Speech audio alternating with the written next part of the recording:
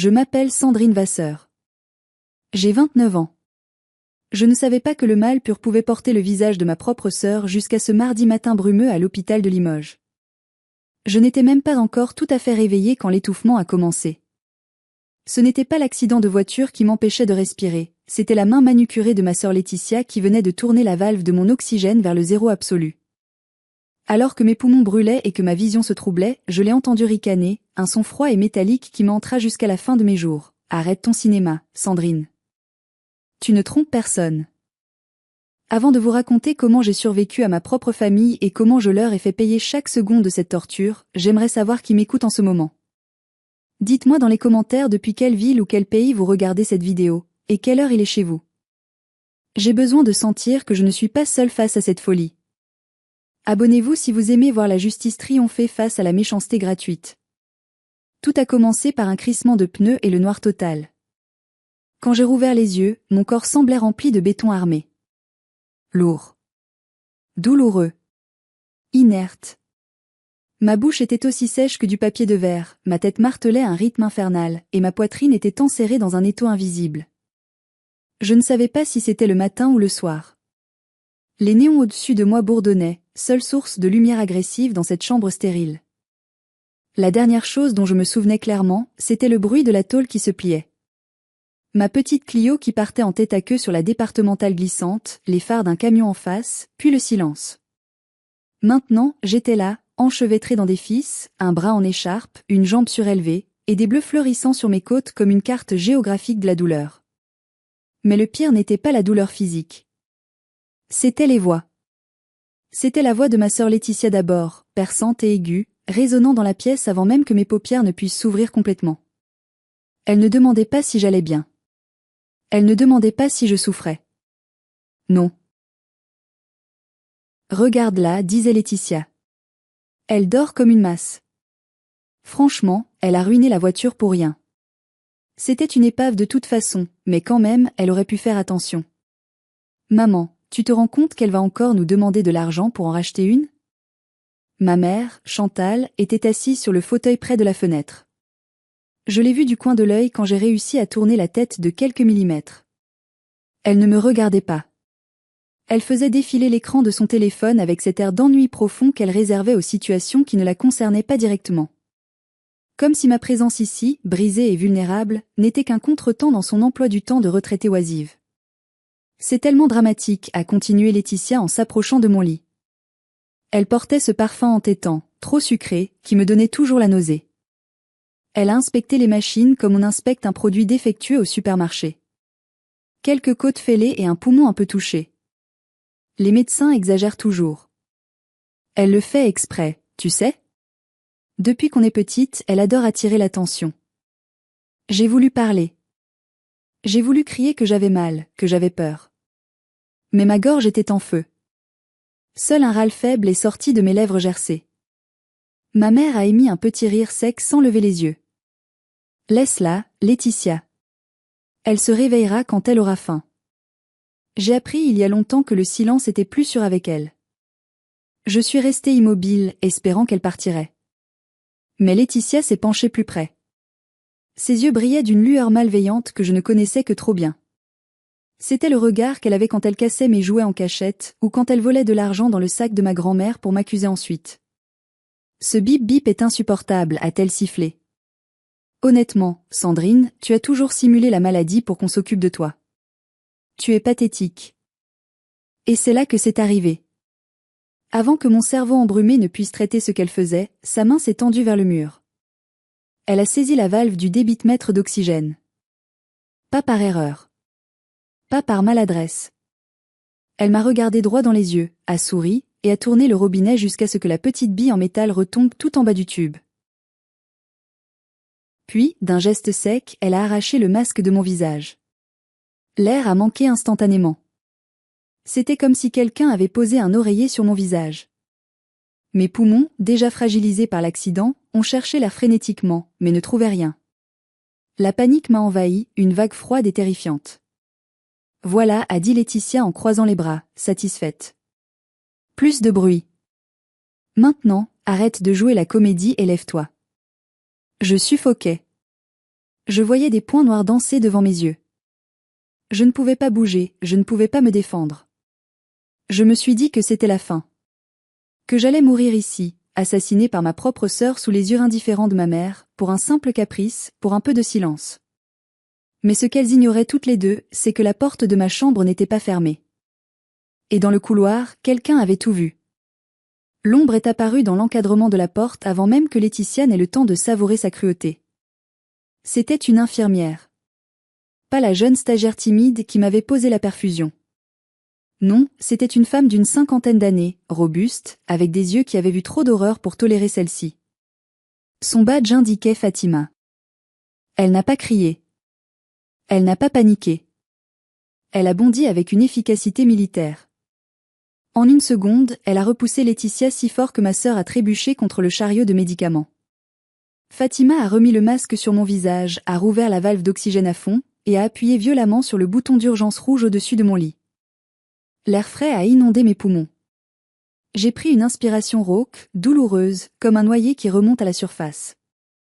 Les larmes ont jailli de mes yeux, non pas de tristesse, mais du choc pur de l'oxygène revenant dans mon sang.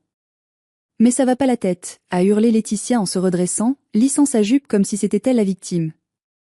Vous m'avez bousculée. Je vais porter plainte. Fatima s'est retournée lentement. Son visage était un masque de fureur contenue. Elle s'est plantée devant la porte, bloquant la sortie de son corps imposant. Vous ne bougez pas d'un centimètre, a dit Fatima d'une voix basse et terrifiante. J'ai tout vu. J'ai vu votre main sur la valve. J'ai vu le masque arraché. C'est une tentative de meurtre. Le mot meurtre a flotté dans l'air, lourd et irréel. Ma mère, Chantal, a enfin lâché son téléphone. Sa bouche s'est ouverte et refermée comme celle d'un poisson hors de l'eau. N'importe quoi, a bafouillé ma mère, essayant de retrouver son arrogance habituelle. Elle jouait. C'est sa sœur. Vous, le personnel hospitalier, vous dramatisez toujours tout pour facturer plus cher. Laetitia, viens, on s'en va. Elles ont essayé de passer. Fatima n'a pas bougé. J'ai appelé la sécurité et la police est en route. Personne ne sort. Laetitia est devenue blême. Pour la première fois de sa vie, son audace vacillait. C'est elle qui l'a demandé, a-t-elle menti, me pointant du doigt avec hystérie. Sandrine a dit que le masque la gênait. Je voulais juste l'aider. Je ne pouvais pas répondre. Je tremblais de tout mon corps sous les draps. Mon rythme cardiaque sur le moniteur, qui venait d'être rebranché, s'affolait à 140 battements par minute. Le bip-bip frénétique était la seule preuve dont Fatima avait besoin. 10 minutes plus tard, 2 officiers de police sont entrés, accompagnés de 2 agents de sécurité de l'hôpital. L'ambiance dans la chambre a changé instantanément. Ce n'était plus une dispute familiale. C'était une scène de crime. Fatima a fait sa déposition sur le champ, claire, précise, sans émotion. La patiente était sous assistance respiratoire. Le sujet féminin ici présent a coupé l'arrivée d'air et retiré le dispositif vital en tenant des propos menaçants. La mère était présente et n'est pas intervenue. Le policier s'est tourné vers Laetitia. « Madame, veuillez vous retourner et mettre les mains dans le dos. »« Quoi ? » ?»« Non. »« Maman, fais quelque chose » a crié Laetitia, sa voix montant dans les aigus, perdant toute sa fausse sophistication. « C'est une erreur. C'est juste ma sœur débile qui invente tout. »« Maman » a-t-elle hurlé quand les menottes ont cliqueté autour de ses poignets. Ce son métallique a été la plus douce musique que j'ai jamais entendue. Ma mère s'est précipitée vers le policier, agrippant son bras. « Lâchez ma fille. Vous ne savez pas qui nous sommes. » Sandrine, dis-leur. Dis-leur que c'était une blague. Ne laisse pas ta sœur se faire embarquer comme une criminelle. Le policier a repoussé ma mère fermement. Madame, reculez ou vous serez aussi interpellée pour obstruction. Sandrine, a hurlé ma mère, son visage tordu par une rage que je n'avais jamais vue diriger contre quelqu'un d'autre que moi. Si tu ne parles pas maintenant, tu n'es plus ma fille. Tu entends ? Tu détruis cette famille. Je les ai regardés. J'ai regardé ma sœur, menottée, les yeux pleins de haine. J'ai regardé ma mère, prête à me sacrifier pour sauver son enfant préféré. Et j'ai pris la première grande décision de ma nouvelle vie. J'ai fermé les yeux et j'ai tourné la tête vers le mur. Emmenez-les, a dit le policier. Les cris de Laetitia ont résonné dans le couloir, suivis des supplications de ma mère, s'éloignant peu à peu jusqu'à ce que le silence retombe. Un silence lourd, brisé seulement par le sifflement régulier de l'oxygène qui me maintenait en vie. J'étais seule. Terrifiée. Orpheline de fait. Mais vivante. Maintenant, je vous pose la question. Soyez honnête. Si votre sœur avait essayé de vous couper l'air sur un lit d'hôpital, et que votre mère vous avait demandé de mentir à la police pour la sauver, qu'auriez-vous fait? Auriez-vous parlé? Auriez-vous défendu votre famille? Dites-le moi en commentaire. Je lis tout. Le calme qui a suivi leur arrestation était étrange. C'était un calme chargé d'électricité statique, comme l'air avant un orage violent. Fatima, l'infirmière, est restée avec moi un long moment, vérifiant mes constantes, me parlant doucement. Elle m'a dit que l'hôpital avait déposé une plainte en son nom propre pour agression sur personnel et mise en danger de la vie d'autrui. Cela signifiait que même si je retirais ma plainte, l'affaire suivrait son cours. Mais je savais que ce n'était pas fini. On ne coupe pas la tête de l'hydre aussi facilement. Le lendemain matin, on m'a rendu mon téléphone. Il était dans un sac en plastique avec mes effets personnels. La batterie était faible, mais quand je l'ai allumé, il a vibré sans discontinuer pendant 5 minutes entières. 34 appels manqués. 18 messages vocaux. 50 messages WhatsApp. Et des notifications Facebook en cascade. Ce n'étaient pas des messages de soutien. Ma mère et Laetitia avaient été relâchées après leur garde à vue, probablement avec une convocation ultérieure au tribunal. Et elles n'avaient pas perdu de temps. Elles avaient lancé la machine de guerre, la rumeur. J'ai ouvert le groupe de discussion de la famille élargie, celui où l'on partage habituellement des photos d'anniversaire et des vœux de bonne année. Ce que J et lui m'a donné la nausée. Message de tante Monique. Sandrine, comment as-tu pu faire ça à ta mère? Elle est dévastée. Inventer une histoire pareille alors que tu es sous morphine, c'est honteux. Message de mon cousin Julien. Laetitia m'a tout raconté. Tu as arraché ton propre masque pour les faire accuser parce qu'elles refusaient de te payer une nouvelle voiture. Tu as besoin d'aide psychiatrique, ma pauvre.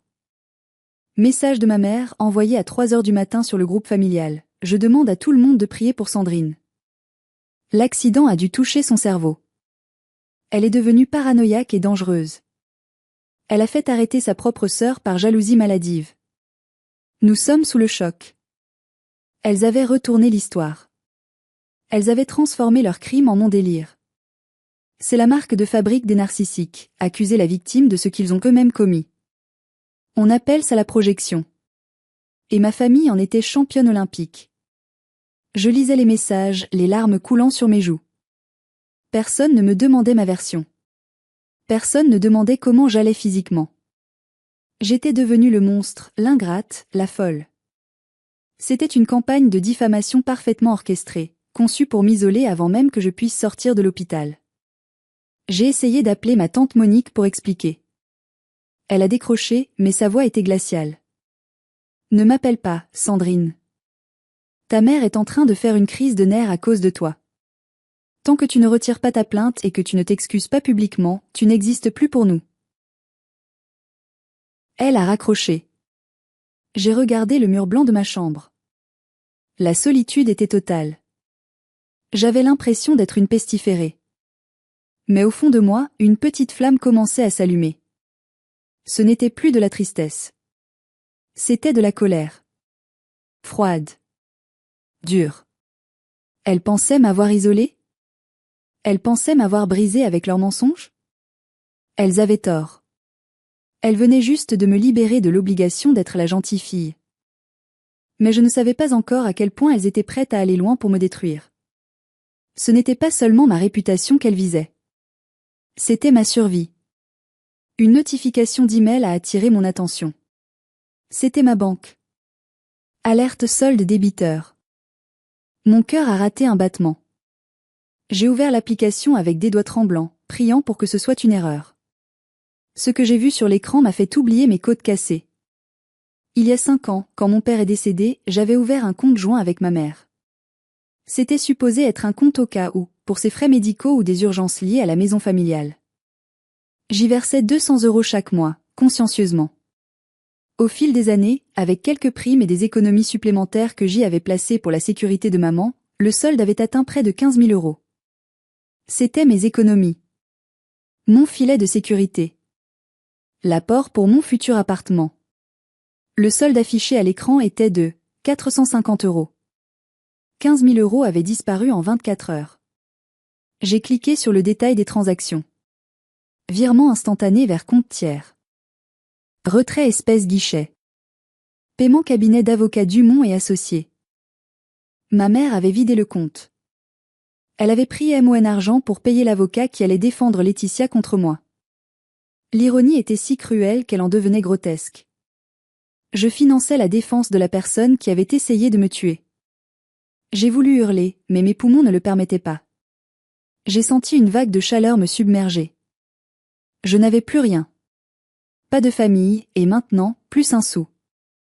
Comment allais-je payer mon loyer? Comment allais-je vivre pendant ma convalescence? Mais l'horreur ne s'arrêtait pas là. Mon téléphone a sonné. C'était le numéro de mon travail. C'était Monsieur Bernard, le directeur des ressources humaines. J'ai décroché, essayant de contrôler ma voix tremblante. Allô, Monsieur Bernard? Sandrine, sa voix était grave, hésitante. Écoutez, j'ai reçu votre email ce matin. Je suis très surpris. Je sais que vous venez d'avoir un accident, mais ce genre de langage est inacceptable envers la direction. Je me suis figé. Quel email? Je n'ai rien envoyé. Je suis à l'hôpital, je viens à peine de récupérer mon téléphone. Un email envoyé depuis votre adresse personnelle à 8h30 ce matin, a-t-il expliqué. Disant que vous démissionnez, que la boîte est une, je cite, fosse à purin gérée par des incompétents, et que vous avez copié des données confidentielles pour les vendre à la concurrence. Le monde a tangué. Laetitia. Elle connaissait mon mot de passe. C'était le nom de notre premier chien, suivi de ma date de naissance. Je ne l'avais jamais changé. Pendant que j'étais inconsciente ou sous sédation, ou peut-être juste après sa sortie de garde à vue, elle s'était connectée. Elle essayait de me faire licencier pour faute lourde. Elle voulait me couper toutes mes ressources. Monsieur Bernard, ai-je dit, ma voix se brisant enfin sous le poids de l'injustice. Ce n'est pas moi. Je vous le jure. Ma sœur et ma mère, c'est compliqué, mais elles essaient de me détruire. Je suis victime d'une usurpation d'identité. S'il vous plaît, ne faites rien. Je peux vous envoyer le rapport de police prouvant qu'elles ont été arrêtées hier. Il y a eu un long silence au bout du fil. Monsieur Bernard était un homme juste, un père de famille. Il m'aimait bien, j'étais une employée modèle depuis 4 ans.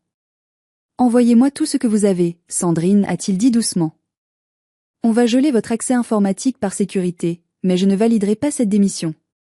Reposez-vous. On tirera ça au clair. J'ai raccroché et j'ai pleuré. Pour la première fois depuis l'accident, j'ai sangloté comme une enfant. C'était trop. C'était trop de méchanceté pour une seule personne. Elle voulait que je meure, et comme j'avais survécu, elle voulait que je devienne une clocharde. J'ai passé l'heure suivante à changer tous mes mots de passe, un par un, avec des mains qui tremblaient tellement que je faisais des fautes de frappe constant. J'ai appelé la banque pour faire opposition, mais le banquier m'a dit froidement, « C'est un compte joint, Madame Vasseur. Votre mère a tous les droits sur les fonds. C'est civil, pas pénal. On ne peut rien faire pour récupérer l'argent. » J'étais ruinée. Trahie. Seule. C'est à ce moment-là que la porte de ma chambre s'est ouverte de nouveau. J'ai sursauté, m'attendant à voir la police, ou pire, Laetitia revenir pour finir le travail. Mais ce n'était pas elle. C'était un homme grand, aux cheveux gris, avec un visage carré et sévère. Il tenait un bouquet de fleurs maladroit dans une main et une mallette en cuir dans l'autre. C'était mon oncle Hervé. Le frère de mon père. L'homme que ma mère avait banni de nos vies il y a 10 ans parce qu'il avait osé lui dire qu'elle élevait Laetitia comme une enfant gâtée pourrie. Il est entré, a posé les fleurs, m'a regardé avec une tristesse infinie et a dit « J'ai tout appris par l'infirmière.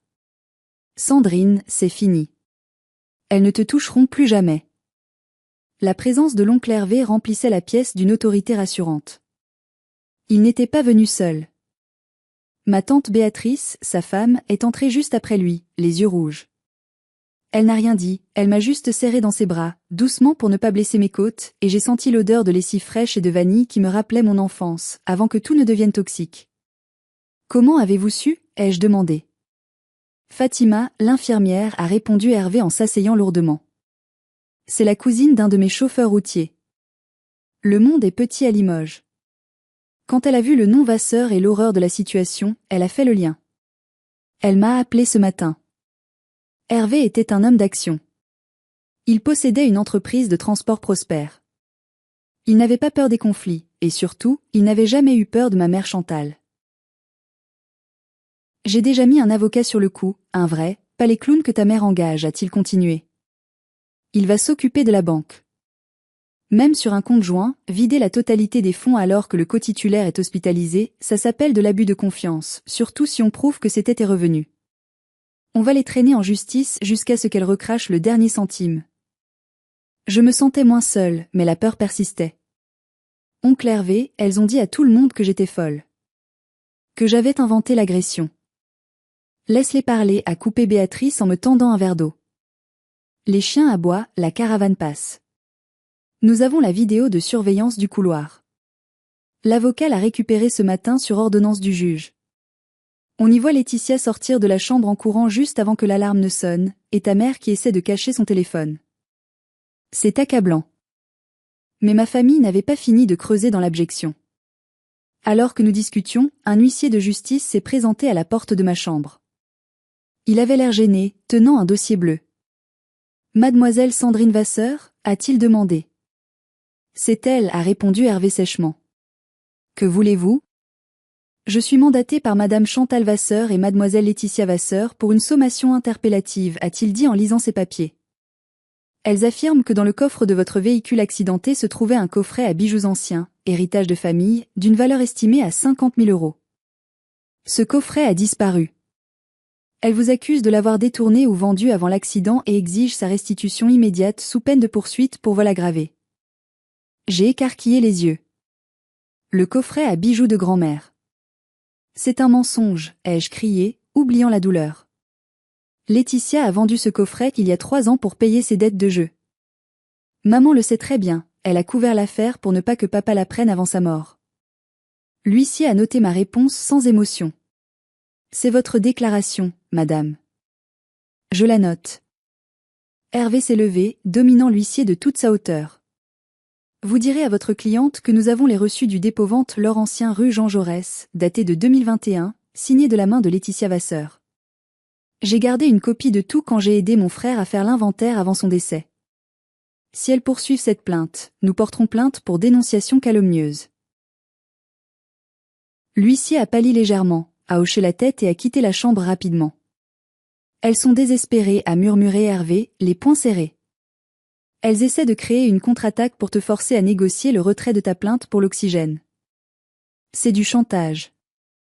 Elles ne s'arrêteront jamais, tonton, ai-je chuchoté. Elles vont me traquer jusqu'à ce que je sois détruite. Hervé a posé sa grosse main calleuse sur la mienne. Non. Parce qu'à partir de maintenant, c'est moi qui chasse. Repose-toi, petite. J'ai engagé 2 agents de sécurité privée. L'un sera devant ta porte d'hôpital 24h/24, l'autre surveillera ton appartement. Elles ne t'approcheront plus. Je me suis laissé aller contre l'oreiller, épuisé. Mais même avec la protection de mon oncle, une certitude glaciale s'installait en moi. Ce n'était plus une querelle de famille. C'était une guerre. Et dans une guerre, il y a toujours des dommages collatéraux. 3 jours plus tard, je suis sorti de l'hôpital. Je n'ai dit à personne le jour exact. Je suis parti par la sortie de service, assise à l'arrière de la berline aux vitres teintées de mon oncle Hervé. Je me sentais comme un témoin sous protection dans un film policier, sauf que les gangsters étaient ma mère et ma sœur. Je ne suis pas retourné chez ma mère, bien sûr. Je suis rentré dans mon petit appartement en location, au 3e étage d'un immeuble ancien du centre-ville. C'était mon sanctuaire. Mais dès que j'ai franchi le seuil, j'ai senti que quelque chose avait changé. L'air était lourd.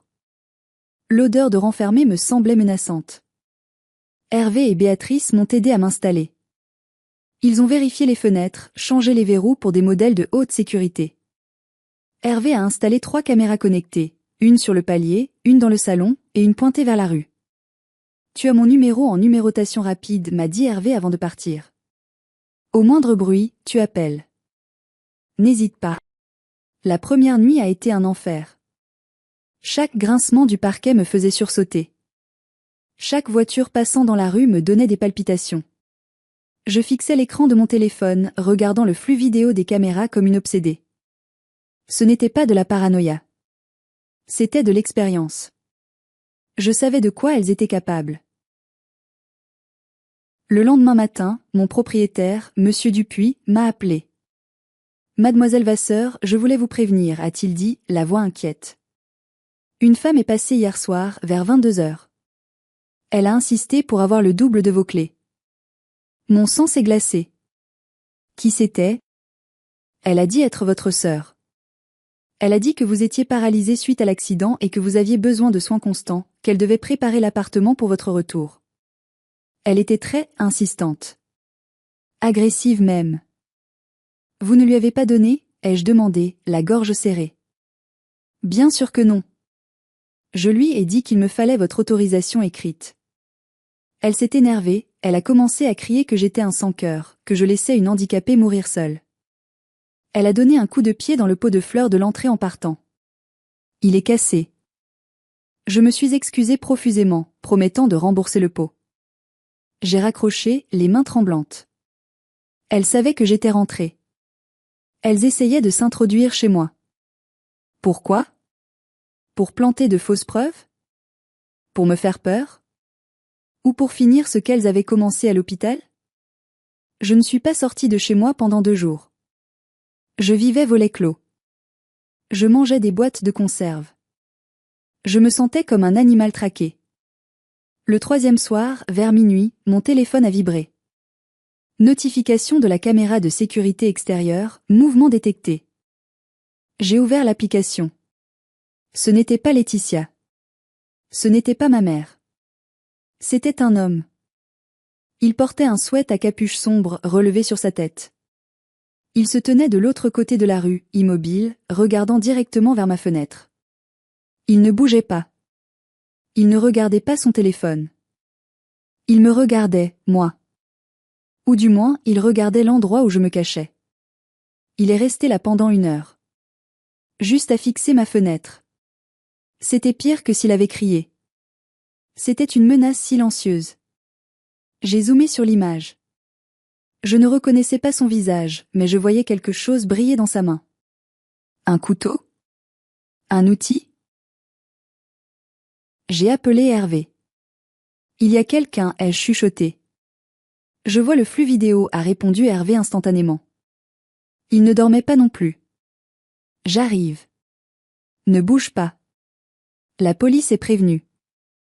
Mais quand les phares de la voiture d'Hervé ont balayé la rue 10 minutes plus tard, l'homme avait disparu, se fondant dans les ombres comme s'il n'avait jamais existé. Mais il avait laissé quelque chose. Le lendemain matin, sur ma boîte aux lettres, il y avait une trace de peinture rouge. Un seul mot, écrit grossièrement au pochoir, menteuse. La guerre psychologique venait de monter d'un cran. Ce n'était plus seulement ma famille. Elles avaient recruté des mercenaires. La vision de ce mot rouge sang sur ma boîte aux lettres a déclenché quelque chose en moi. La peur s'est transformée en une détermination froide. Je ne pouvais pas vivre comme ça. Je ne pouvais pas passer le reste de ma vie à guetter les ombres.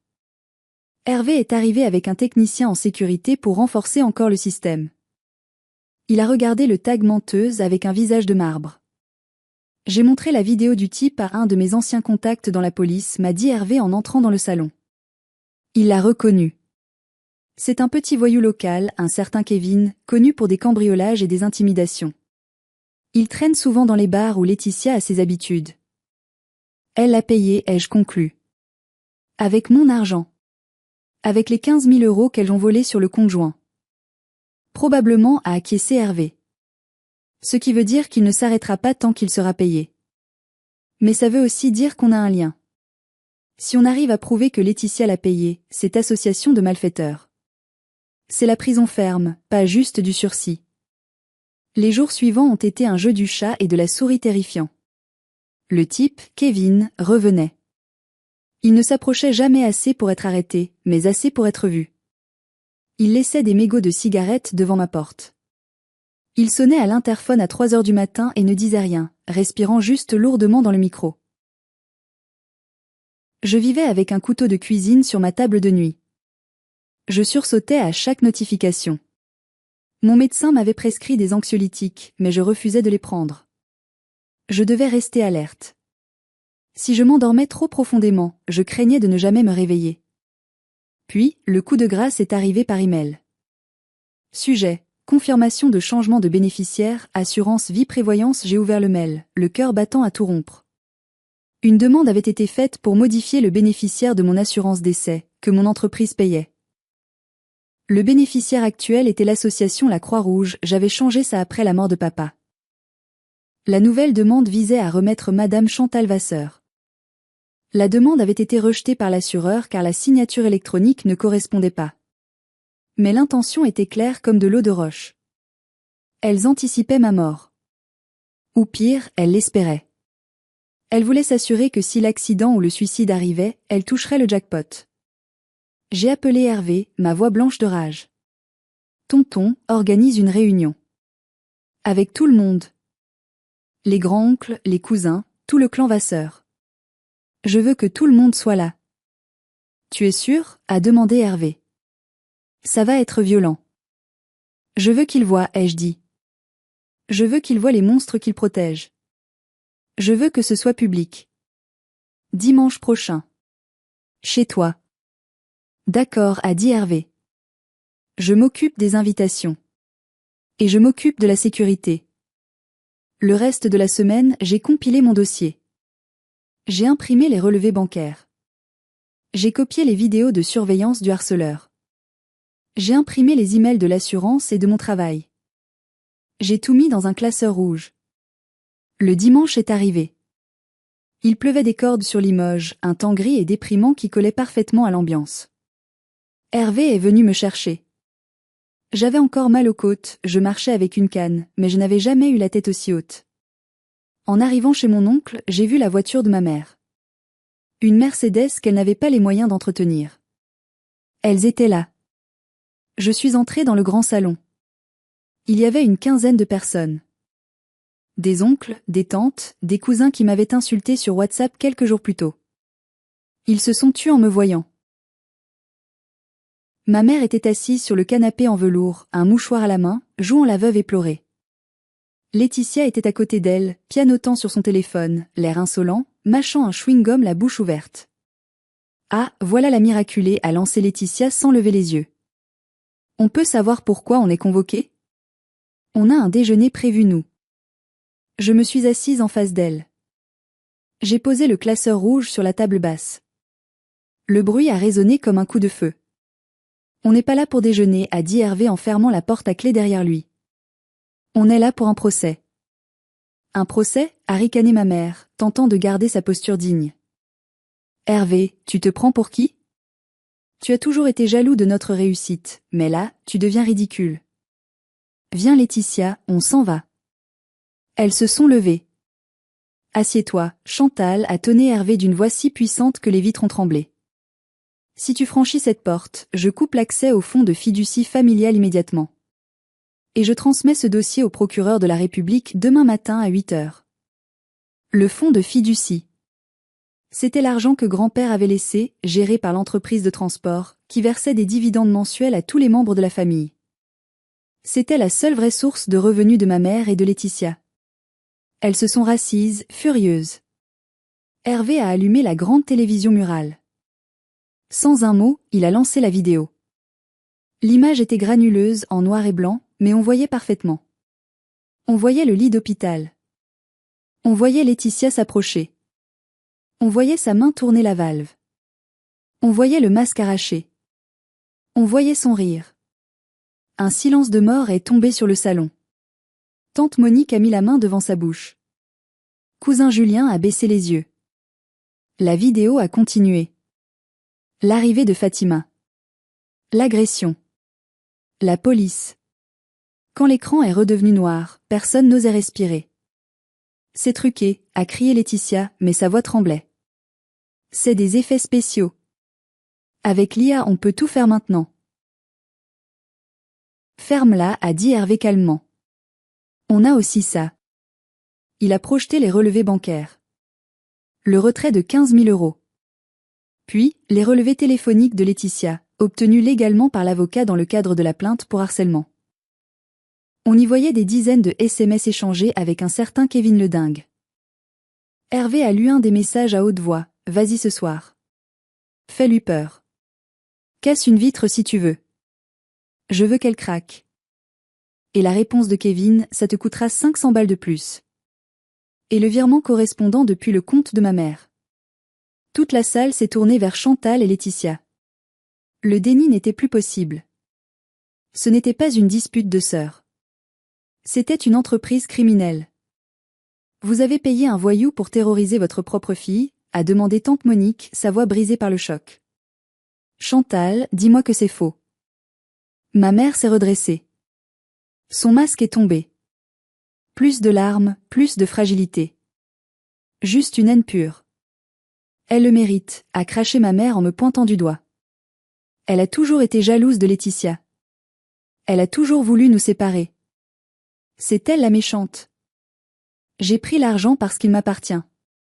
Je t'ai nourri, logé, élevé. Tout ce que tu as est à moi. Et l'assurance vie, ai-je demandé doucement. Tu voulais me tuer, maman? Ou juste attendre que Kevin fasse une erreur? Tu ne sers à rien, a hurlé Laetitia. Tu as un bon boulot, tu as de l'argent, et tu ne nous donnes rien. On galère et toi tu t'achètes des appartements. Tu es une égoïste. C'était donc ça. De la jalousie pure. De l'avidité. Elle me détestait parce que je réussissais là où elles échouaient. Elle me détestait parce que je ne dépendais pas d'elle. Hervé s'est levé. Il a regardé sa sœur et sa nièce comme on regarde des ordures. C'est fini, a-t-il dit. À partir de cet instant, vous êtes bannis de cette famille. Le fonds de fiducie est gelé pour enquête judiciaire sur détournement de fonds.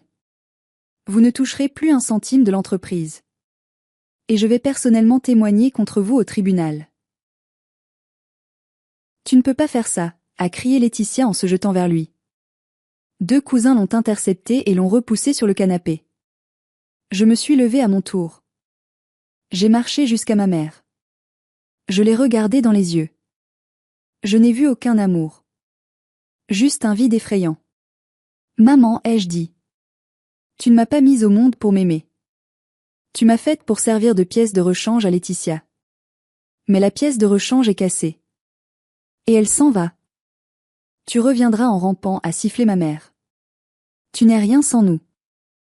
Non, ai-je répondu. Je suis tout sans vous. Je me suis tournée vers ma famille, celle qui m'avait insultée, celle qui avait douté. Vous avez vu la vérité. Faites ce que vous voulez avec ça. Moi, j'ai fini. Je suis sortie du salon. Hervé m'a suivi.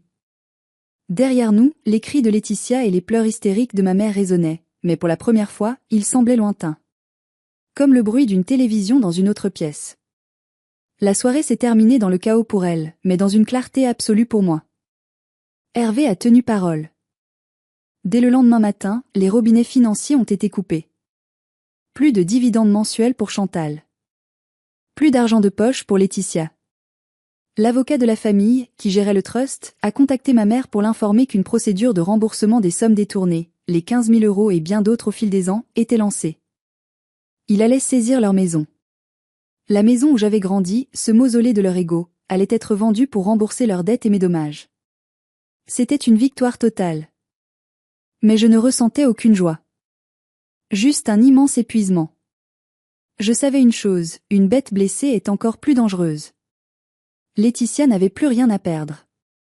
Kevin le harceleur avait été arrêté suite aux preuves fournies par Hervé, et il avait balancé Laetitia pour réduire sa peine. La police cherchait ma sœur. Elle était en cavale, probablement cachée chez une amie douteuse. Je ne pouvais pas rester à Limoges. Cette ville était trop petite. Chaque rue me rappelait un souvenir douloureux. Chaque ombre ressemblait à ma sœur. Je veux partir, tonton, ai-je dit à Hervé 2 jours après la réunion. Je sais, a-t-il répondu. Il n'a pas essayé de me retenir. Où veux-tu aller? Loin. Très loin. Quelque part où il pleut et où la mer efface les traces. Brest, a suggéré Béatrice. J'ai une cousine là-bas qui loue un petit studio. C'est au bout du monde. C'est parfait, ai-je dit. Nous avons organisé mon départ comme une opération militaire. Je n'ai pas mis mon appartement en location, j'ai rompu le bail. J'ai vendu mes meubles sur Le Bon Coin en une journée à des prix dérisoires. Je ne voulais rien emporter qui me rappelle cette vie. Juste mes vêtements, mon ordinateur et quelques livres. La veille de mon départ, j'ai reçu un dernier appel d'un numéro masqué. J'ai su que c'était elle. J'ai décroché, mais je n'ai rien dit. J'ai juste écouté. Je te retrouverai, salope, a chuchoté la voix de Laetitia. Elle semblait ivre ou droguée. Tu m'as tout pris. Je te prendrai tout. J'ai raccroché. J'ai retiré la carte SIM de mon téléphone. Je l'ai brisée en deux. Ce n'était pas de la peur que je ressentais cette fois. C'était de la pitié. Elle était pathétique. Elle avait eu toutes les chances, tout l'amour de ma mère, tout l'argent, et elle avait tout gâché par pure méchanceté. Le départ s'est fait à 3 heures du matin. Il pleuvait toujours. Hervé avait loué une camionnette banalisée. Nous avons chargé mes quelques cartons en silence. En passant le panneau de sortie de Limoges, j'ai regardé dans le rétroviseur. La ville dormait. Ma mère dormait probablement dans sa maison qui ne lui appartiendrait bientôt plus, rêvant sans doute d'un monde où elle était encore la reine. Laetitia se cachait quelque part dans les bas-fonds.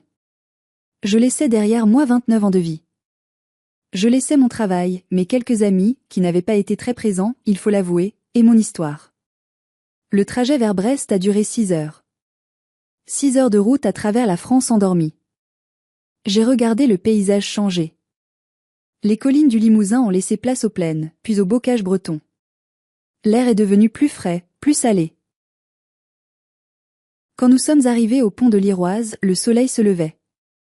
Un soleil pâle, voilé par les nuages gris de l'Atlantique, mais c'était la plus belle lumière que j'ai jamais vue.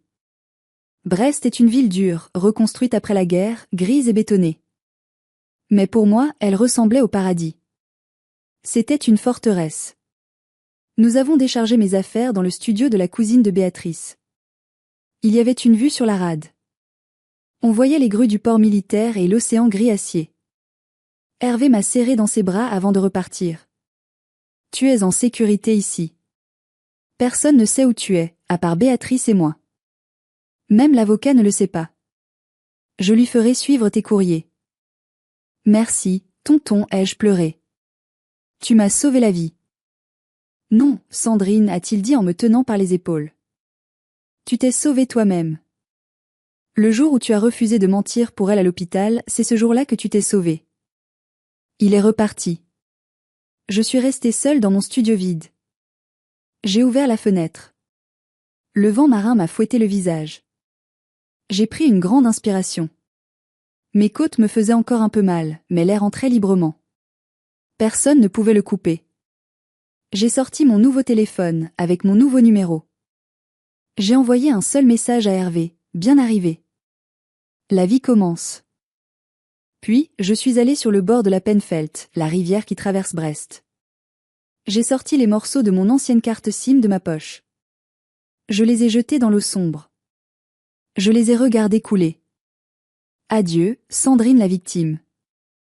Bonjour, Sandrine la survivante. 6 mois ont passé depuis cette nuit-là. Ma vie à Brest est simple, et pour la première fois, elle est à moi.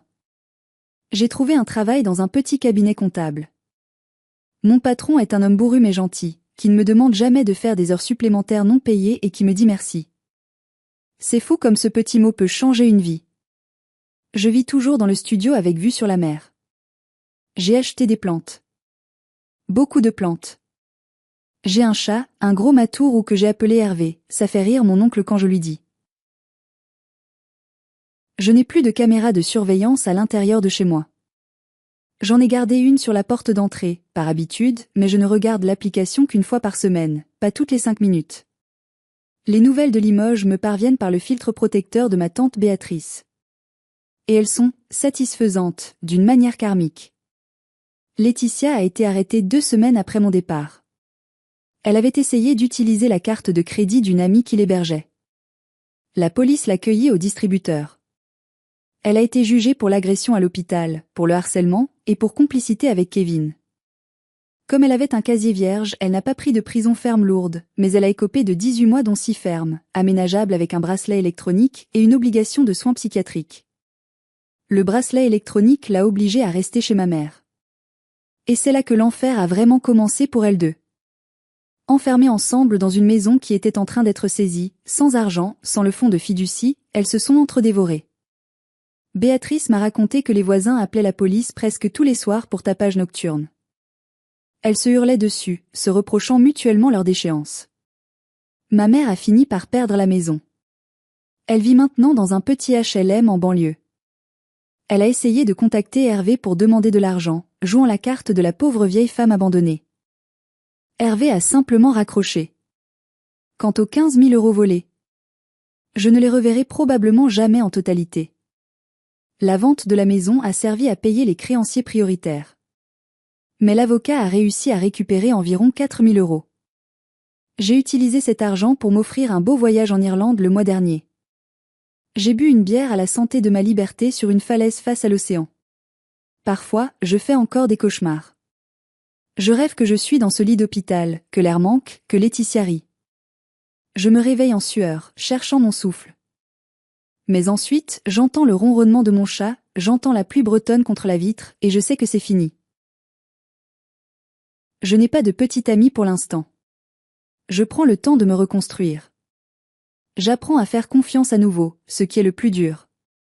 Quand on a été trahi par sa propre mère et sa propre sœur, faire confiance à un étranger demande un courage surhumain. Mais j'y travaille. Je vois une psychologue tous les mardis. Elle me dit que je progresse. J'ai croisé une collègue l'autre jour qui se plaignait que sa mère l'appelait trop souvent. J'ai souri poliment. Si elle savait. Si elle savait le luxe que c'est d'avoir une mère qui s'inquiète pour vous, même trop. Ou peut-être le luxe inverse, ne plus avoir de mère du tout. Je suis une orpheline volontaire. J'ai coupé la branche pourrie de mon arbre généalogique pour que le reste de l'arbre puisse survivre. Et regardez-moi, je bourgeonne. Je voulais partager mon histoire non pas pour me faire plaindre, mais pour envoyer un message à tous ceux qui écoutent cette vidéo. On nous apprend depuis l'enfance que la famille, c'est sacré. Que le sang est plus épais que l'eau. Que l'on doit tout pardonner à sa mère ou à sa sœur parce que c'est la famille. C'est un mensonge. Le sang ne vous oblige à rien. Le sang ne donne à personne le droit de vous maltraiter, de vous voler, ou de vous couper l'oxygène. Le respect, l'amour et la loyauté se méritent. Ils ne sont pas dus par naissance. Si vous êtes dans une situation où votre famille vous fait du mal, vous manipule, vous vole ou vous met en danger, ne restez pas pour sauver les apparences. Ne restez pas parce que vous avez peur d'être seul. La solitude vaut 1000 fois mieux que la compagnie de bourreaux déguisés en proches. Il m'a fallu une tentative de meurtre pour ouvrir les yeux. N'attendez pas d'être sur un lit d'hôpital. N'attendez pas qu'on vous coupe l'air. Partez. Préparez votre sortie. Mettez de l'argent de côté en secret. Trouvez vos alliés, il y a toujours un oncle Hervé ou une infirmière Fatima quelque part. Et quand vous partez, ne regardez pas en arrière. Aujourd'hui, je respire.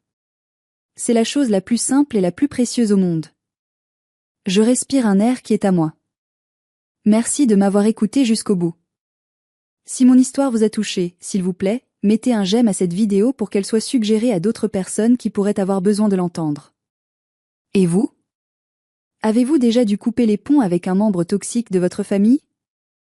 Avez-vous déjà vécu une trahison impardonnable? Racontez-moi votre histoire dans les commentaires. C'est en parlant qu'on brise le pouvoir qu'ils ont sur nous. N'oubliez pas de vous abonner à la chaîne pour d'autres histoires de résilience et de justice. Prenez soin de vous, et surtout, protégez votre oxygène. C'était Sandrine. À bientôt.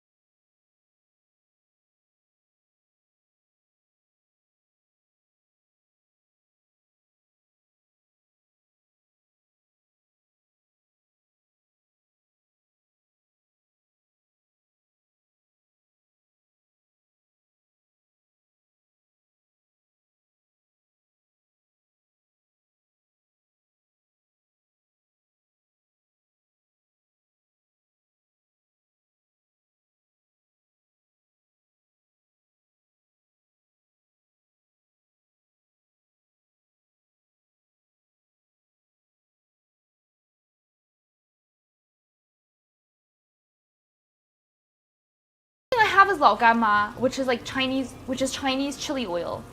Flip it already? Oh, I don't flip my eggs when I cook it. I just wait till like it cooks. I like the top part raw. Fling the hot oil on top of the yolk. There's not even hot oil. I low-key just wait. And like eventually the top part cooks. And then the white part, like the white next to the yolk will cook.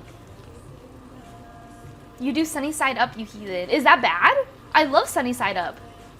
How did you manage to turn the egg side white? It's like magic for me, I fill in my eggs. What? How? You just put on heat. Even I can do it.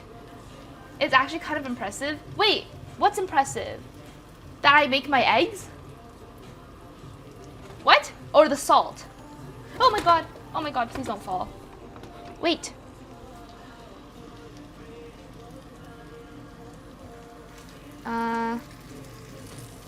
The bottom is low-key sticking, but it's okay.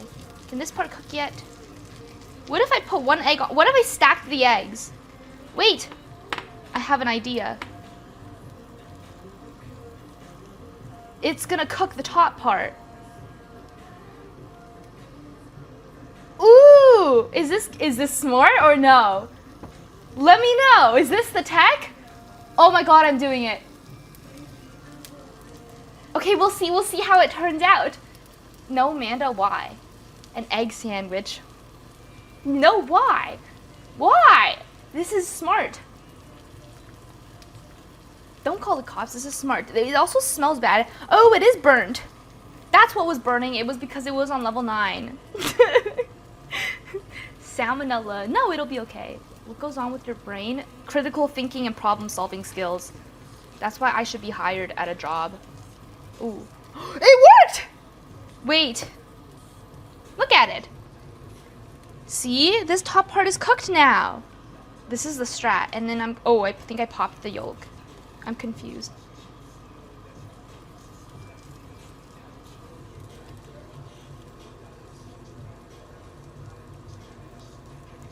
Amanda, your mama's so ugly. Laugh, your mama's so ugly. She has IBS. Me? I might. I actually don't know. I've considered it before. Not because of salmonella. Wait, did I pop the yolk? I did not! Look at it! It's perfect! The top is cooked. No flipping required. I like that you are so creative. See, guys? This is called creativity. Gotta think outside the box. Not enough oil? No, I think it's enough oil. Oh my god. Okay, wait. Let me find a plate. Sticking to pan. Shh, it's fine. Whatever. It's not like I'm eating that part. Look at the salt. Look at the salt. Look at the salt on the stove. Dandruff. Sorry, guys. I haven't washed my hair in a week. Is that a ceramic pan? It's not. The crunchy is the best. From the pan? Should I peel the crunchies off the pan and eat it after? Oh!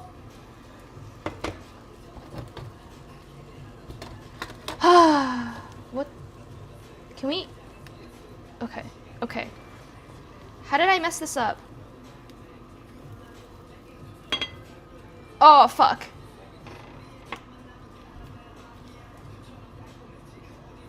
Easy. Oh. Wait, it's so crunchy. This is literally just oil and egg crust. Do you think this will taste good? Wait, egg chips. I've literally discovered something new. If I created like egg chips, would you guys eat this? Would you guys buy it? It's kind of yummy. Or it looks kind of yummy. No. Oh. Okay. Okay, but like what if I put like Powder's face on the packaging? Would you buy it then? Eat that crusty stuff is full of cancer protein. Cancer speed run! Okay.